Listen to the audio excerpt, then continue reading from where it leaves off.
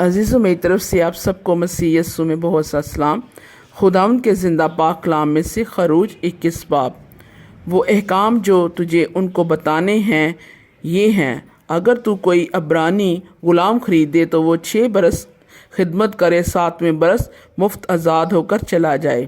اگر وہ اکیلا آیا ہو تو اکیلا ہی چلا جائے، اور اگر وہ بیاہا ہو تو اس کی بیوی بھی اس کے ساتھ جائے۔ اگر اس کے آقا نے اس کا بیاہ کرایا ہو اور اس عورت کے اس سے بیٹے اور بیٹیاں ہوئی ہوں تو وہ عورت اور اس کے بچے اس آقا کے ہو کر رہیں اور وہ اکیلا چلا جائے۔ پر اگر وہ غلام صاف کہہ دے کہ میں اپنے آقا سے اور اپنی بیوی اور بچوں سے محبت رکھتا ہوں، میں آزاد ہو کر نہیں جاؤں گا، تو اس کا آقا اسے خدا کے پاس لے جائے اور اسے دروازے پر یا دروازے کی چوکھٹ پر لا کر ستناری سے اس کا کان چھدائے، تب وہ ہمیشہ اس کی خدمت کرتا رہے۔ اور اگر کوئی شخص اپنی بیٹی کو لونڈی ہونے کے لیے بیچ ڈالے تو وہ غلاموں کی طرح چلی نہ جائے۔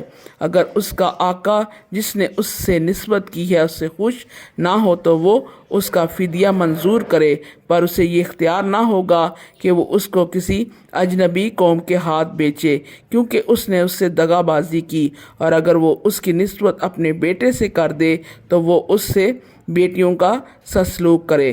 اگر وہ دوسری عورت کر لے تو بھی وہ اس کے کھانے کپڑے شادی کے فرض میں قاصر نہ ہو، اور اگر وہ اس سے یہ تینوں باتیں نہ کرے تو وہ مفت بے روپے دے چلی جائے۔ اگر کوئی کسی آدمی کو ایسا مارے کہ وہ مر جائے تو وہ قطعی جان سے مارا جائے۔ پر اگر وہ شخص ہاتھ لگا کر نہ بیٹھا ہو بلکہ خدا ہی نے اسے اس کے حوالے کر دیا ہو تو میں ایسے حال میں ایک جگہ بتا دوں گا جہاں وہ بھاگ جائے۔ اور اگر کوئی دیدہ نادستہ اپنے ہمسائے پر چڑھ آئے تاکہ اسے مکر سے مار ڈالے تو اسے میری قربان گاہ سے جدا کر دینا، تا نہ ہو کہ وہ مارا جائے۔ اور جو کوئی اپنے باپ یا اپنی ماں کو مارے وہ قطعی جان سے مارا جائے۔ اور جو کوئی کسی آدمی کو چرائے، خواہ وہ اسے بیچ ڈالے خواہ اس کے ہاں ملے، وہ قطعی مار ڈالا جائے۔ اور جو اپنے باپ یا اپنی ماں پر لعنت کرے وہ قطعی مار ڈالا جائے۔ اور اگر 2 شخص جھگڑیں اور ایک دوسرے کو پتھر یا مکہ مارے اور وہ مرے تو نہیں پر بستر پر پڑا رہے، تو جب وہ اٹھ کر اپنی لاٹھی کے سہارے باہر چلنے پھرنے لگے تب وہ جس نے مارا تھا بری ہو جائے اور فقط اس کا ہرجانہ بھر دے اور اس کا پورا علاج کرا دے۔ اور اگر کوئی بے غلام یا لونڈی کو لاٹھی سے ایسا مارے کہ وہ اس کے ہاتھ سے مر جائے تو اسے ضرور سزا دی جائے، لیکن اگر وہ 1-2 دن جیتا رہے تو آقا کو سزا نہ دی جائے، اس لیے کہ وہ غلام اس کا مال ہے۔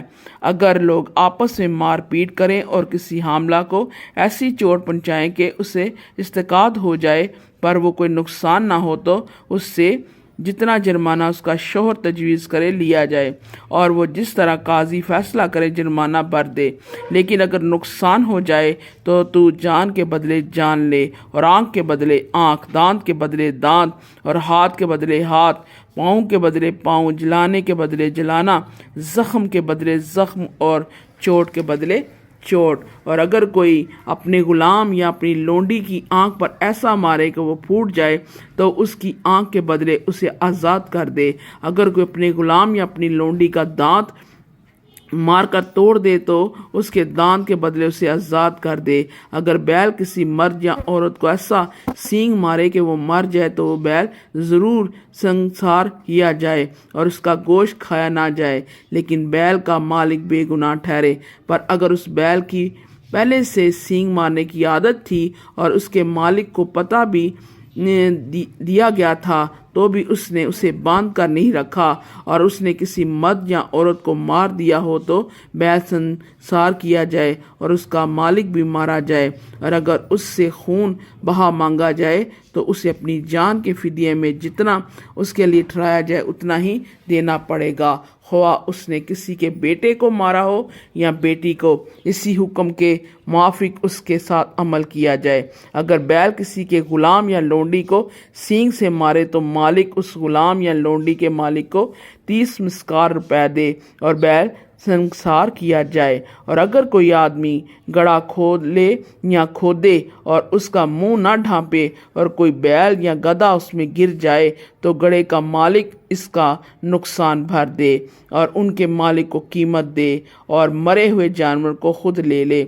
और अगर किसी का बैल दूसरे के बैल को ऐसी चोट पहुंचाए कि वो मर जाए तो वो जितने बैल को बेचें और उसका दाम आधा आधा आपस में बांट लें और इस मरे हुए बैल को भी ऐसे ही बांट लें।